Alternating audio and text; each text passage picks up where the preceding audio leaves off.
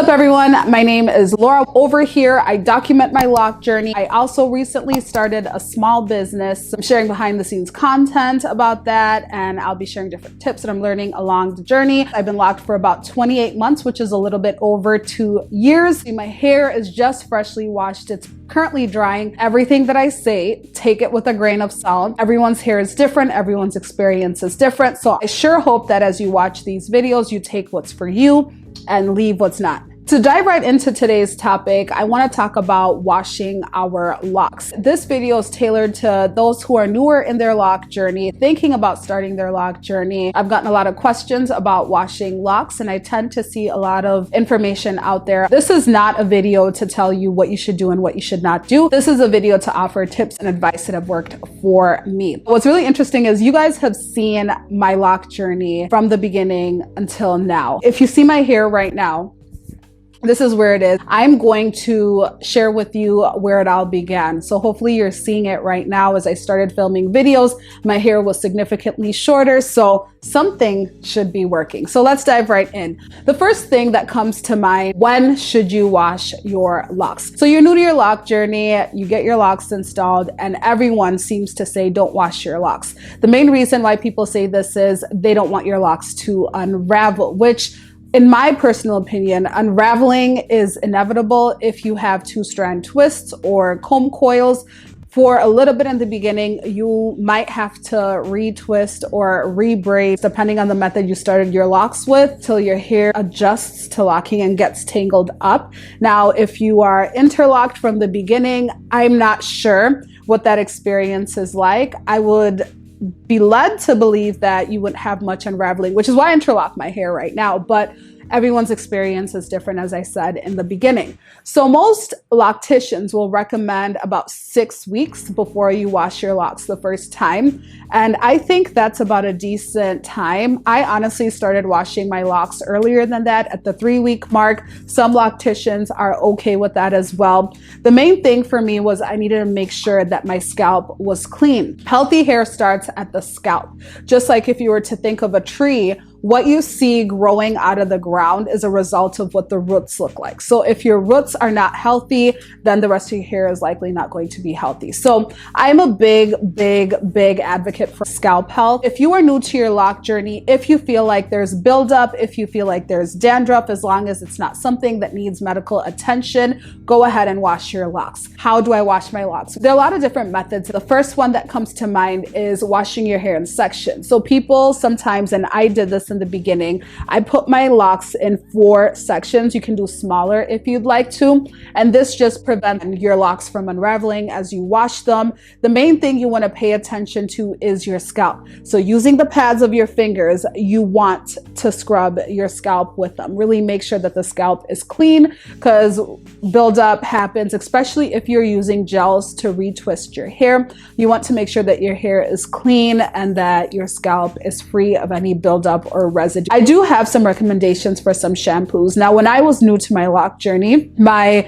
loctician actually recommended a clarifying shampoo, and she said you can use any brand. The reason why you want to use a clarifying shampoo, and I've talked about it a lot on my channel, is 1, you want to make sure that you're getting all the buildup and residue out of your hair, and 2, you don't want excess moisture in your hair. When your hair is trying to lock, you want to make sure that you're not overweighing it with moisture to allow it to have that locking process. Oftentimes we hear of sulfate-free shampoos. Now I want to talk about what a sulfate-free shampoo does.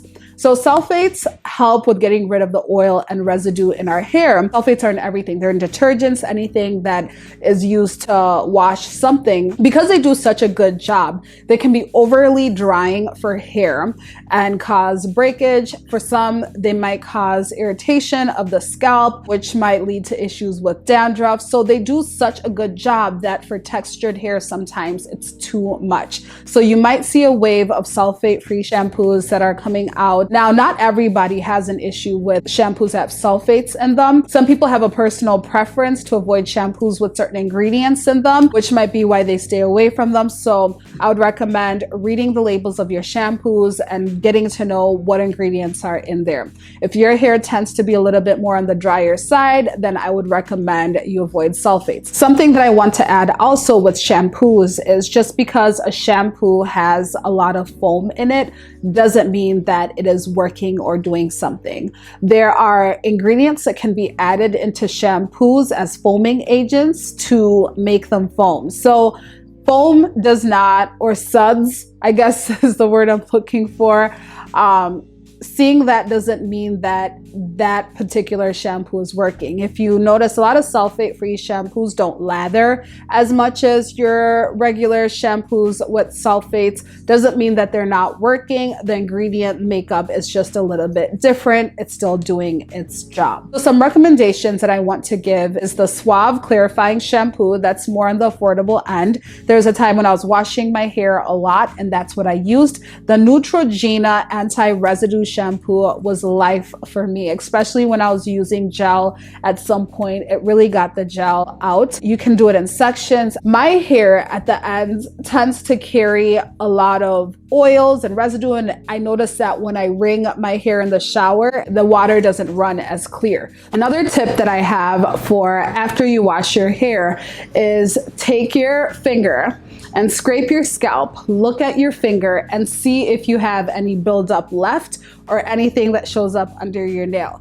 That'll tell you if you need to go back and wash your hair a little bit better. Also, feel your locks. If you feel like they are oily, you probably need to go back and wash them again. Honestly, washing locks can take multiple rounds. I did not know this before, and as my locks continue to mature, I feel like it's taking longer because my locks carry water, so I have to make sure that I'm wringing everything out of it. So you might take 2 or 3 sessions, and something I want to add too is that it gets better with time. So you might not feel like your locks are getting effectively washed in the beginning, but as you get used to your locks, as you get used to your hair, then the experience will be quicker, and then you might feel more comfortable doing it.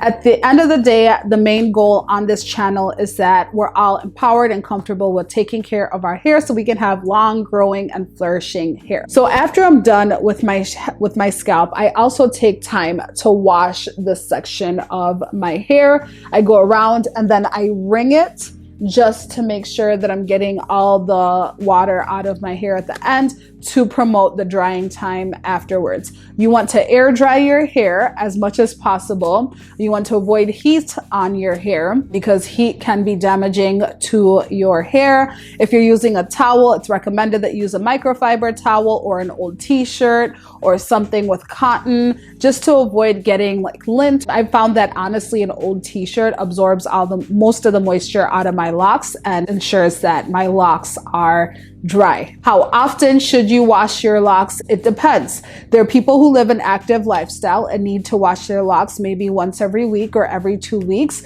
There's some who wash once a month. I would actually be a strong advocate for washing more frequently than less because you really want to make sure that your hair is clean, but also you have to be mindful of what your hair needs. When you wash your hair, you want to make sure that you're not stripping away all the oils. In a good way that you can prevent an excess stripping of oils is by adding in an oil to your hair and your scalp just to ensure that everything is well moisturized. So those are the things that I think about when it comes to washing hair. I hope this information was helpful. I will see you in the next video.